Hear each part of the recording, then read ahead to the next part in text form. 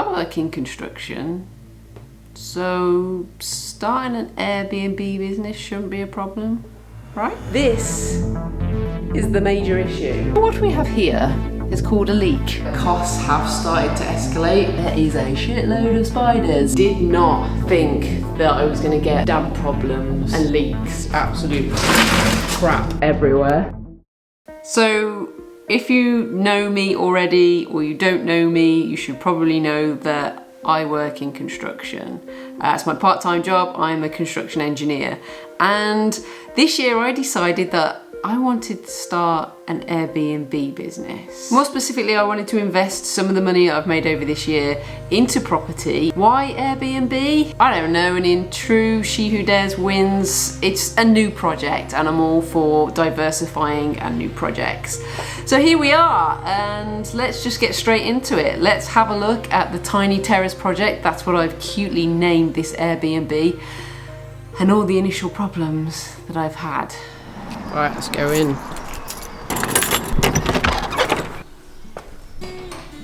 So this is Project Airbnb. I bought this house probably about a month ago now, and I can show you some pictures of beforehand. Let's do that now. So this is it. As you can see, I've taken down the wall that was in the kitchen. So there was a nice little galley kitchen here, and I've ripped that out. And the plan is to just have it super open plan. But as you can see here, this is the major issue. So what happened is we took the kitchen wall down and then saw that there was a load of damp coming up.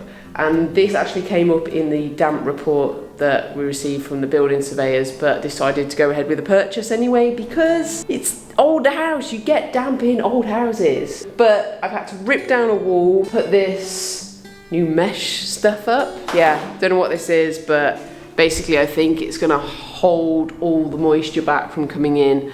And to be honest with you, this was an expense that I didn't expect to have, but it's done and it looks pretty good. The rest of the house, as you can see, I'll take you through now, needs a whole lot of work doing. So first up, there's obviously a load of crap here to just get rid of. The baths come from upstairs. Fireplace is gonna come out. Just probably gonna make that straight and then put a new fire in, modern fire. Kitchen is gonna stay as it is in terms of design. So it's gonna come out here and then along here. And we're gonna have a little breakfast bar and then 2 sofas either side. TV on the wall. Let's have a little look upstairs. Nice toilet there if anybody wants to purchase that. So as we come up here, we've got some floorboards there that need replacing. Everything is pretty old. And then here, wow, we have a derelict bathroom. Right, so in here, basically we had the shower, no shower, the bath was here, toilet and sink, and it's quite small, it's quite tight. Now the idea was to try and move the bath, i.e. the new shower, against this back wall and have the toilet and sink next to each other. But to be honest with you, because the joists run that way, it would mean a whole lot of work and not being able to go through old joists, putting new plumbing. What I've decided is I'm just going to keep the shower where the bath was, so we haven't got to move a load of pipes, keep the toilet where it was and the sink.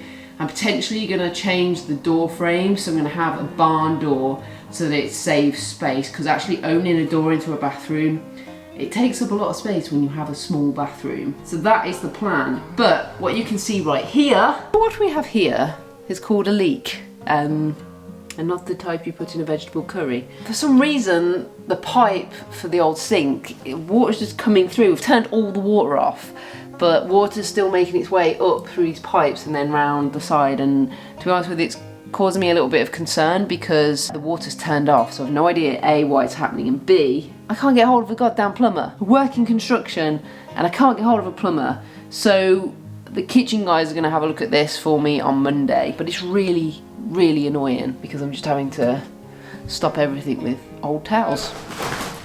This is the landing. This is all the crap from the bathroom which needs to go out into a skip. Let's have a look at room 1, which is really tiny, as you can see.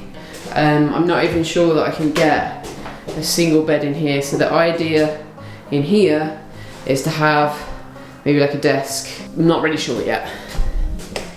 And this, ta-da, is the main bedroom, which as you can see, it's a pretty decent size. And in there is some weird thing going on, which is gonna get ripped out on the boiler. So the idea is to have this Airbnb as somewhere that couples can rent out, and even families. So what I'm gonna do is have a double bed in here, and then downstairs I'm gonna put a sofa bed in. So potentially 4 people can sleep in this Airbnb, which I think is pretty reasonable. I'm gonna be fitting everything out pretty nicely in hoping of attracting quite a few people to rent it. It is a business after all, so it needs to make money. So far, after ripping everything back, I've realised that costs have started to escalate.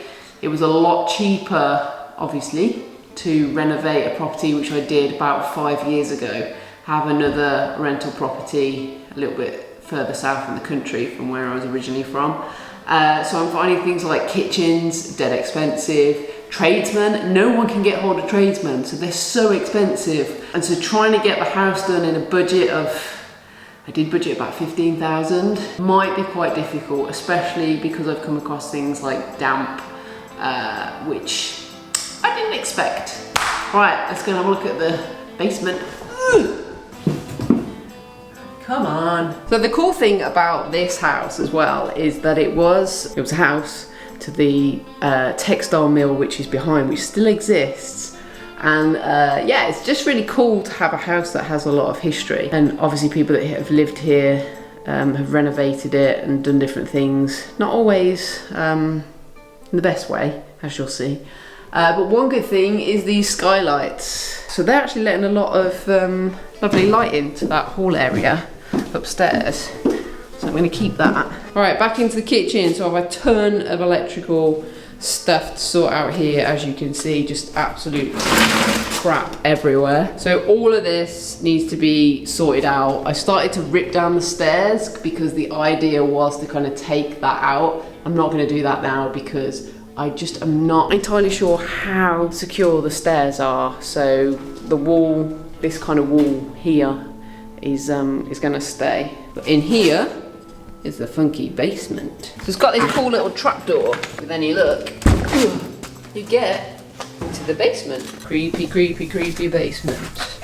Woo! So welcome to the creepy basement. As you can see, it's not slanted, it's just the camera, but there's not a whole lot I can do down here. The head height isn't great, but it's been tanked. Yes, so it means no more damp and moisture is getting through the front side of the house. So no issues down here, other than I'm gonna probably put in a washing machine, tumble dryer, and use it for general storage. There is a shitload of spiders, so I don't like spending much time down here. So there you have it, folks. There's a tour of the house. I thought it was a great idea to buy an Airbnb. It's a lot of work. And when I say buy an Airbnb, I bought a house that I'm gonna turn into an Airbnb. It's gonna be a business. I did all the facts and figures in terms of whether I think it's gonna work in the area, and I do.